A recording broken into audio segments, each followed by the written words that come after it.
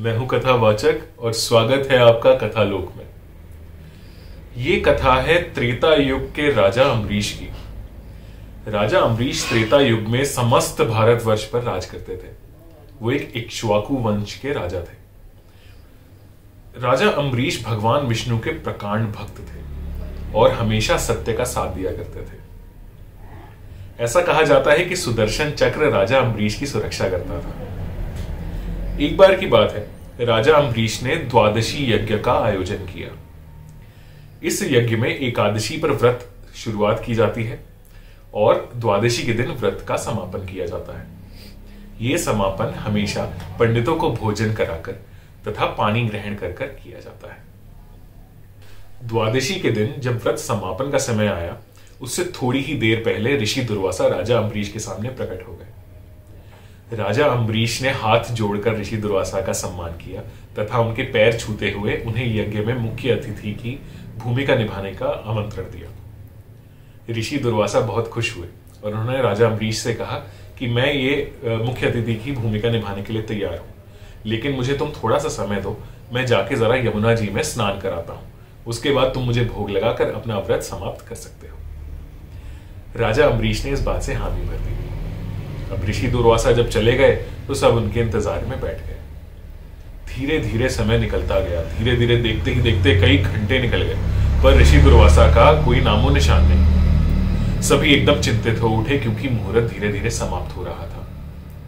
काफी पंडित, कई ज्ञानियों ने राजा अम्बरीश के साथ में सलाह मशवरा किया तथा उनसे कहा कि आप एक काम करिए, आप पानी का एक घूंट पीकर अपना व्रत समाप्त कर लीजिए, क्योंकि यदि मुहूर्त निकल जाता है तो यह काफी अशुभ माना जाएगा।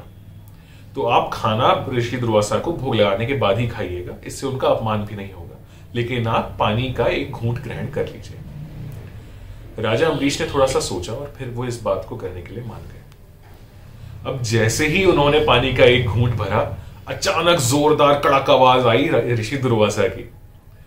ऋषि दुर्वासा अपने क्रोध के लिए जाने जाते थे, तो खूब क्रोध में भर के एकदम राजा अम्बरीश के सामने आए और उनसे कहा कि हे राजा अम्बरीश, मैं समझता था कि आप हमेशा सत्य तथा धर्म का साथ देते हैं, परंतु क्या आपको इतना भी नहीं पता कि एक ऋषि का भोग लगाने से पहले, ऋषि तो छोड़िए, मुख्य अतिथि का भोग लगाने से पहले कोई भी राजा को भोजन या पानी ग्रहण नहीं करना होता है।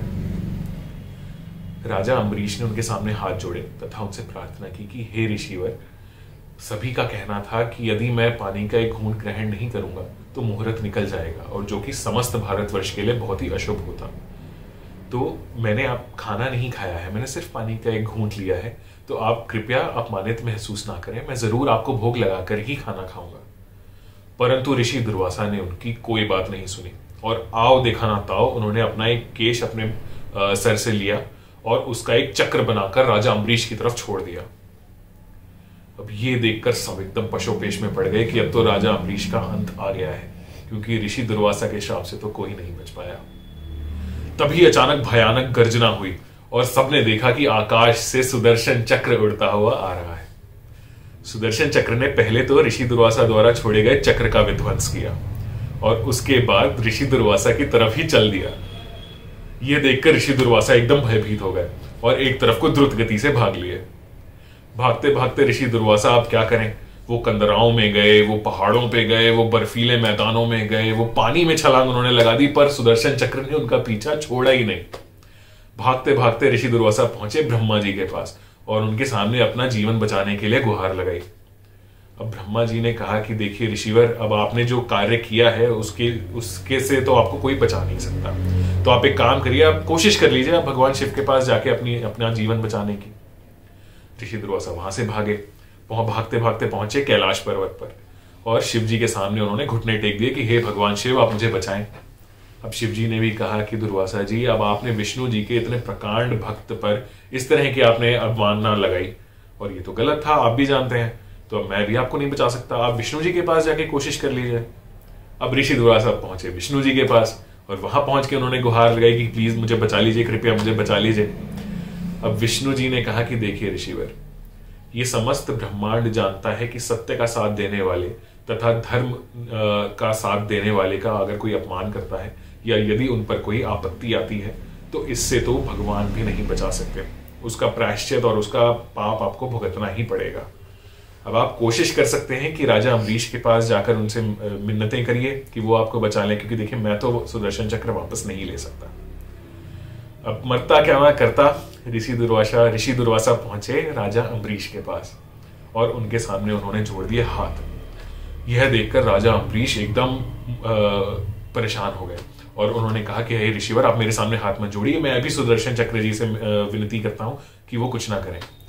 और राजा अम्बरीश अपने घुटनों पर बैठ गए और उन्होंने हाथ जोड़कर बहुत ही सम्मान के साथ सुदर्शन चक्र से विनती की कि हे सुदर्शन चक्र, आप कृपा करके ऋषि दुर्वासा को कोई नुकसान ना पहुंचाए।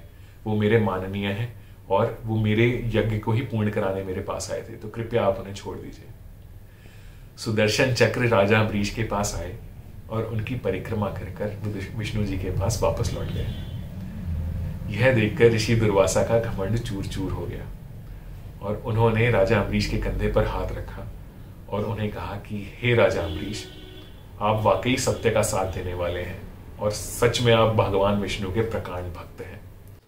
तो ये मेरी ही गलती थी कि मैं अपने क्रोध को काबू में नहीं रख पाया और मैंने अपनी शक्ति का तथा अपने तप का गलत उपयोग आप पर किया। परंतु अब आप चिंता ना करें, अब आप मुझे भोग लगा के तसल्ली से खाना खा सकते हैं और अपने व्रत का समापन कर सकते हैं। तो ये थी आज की कथा।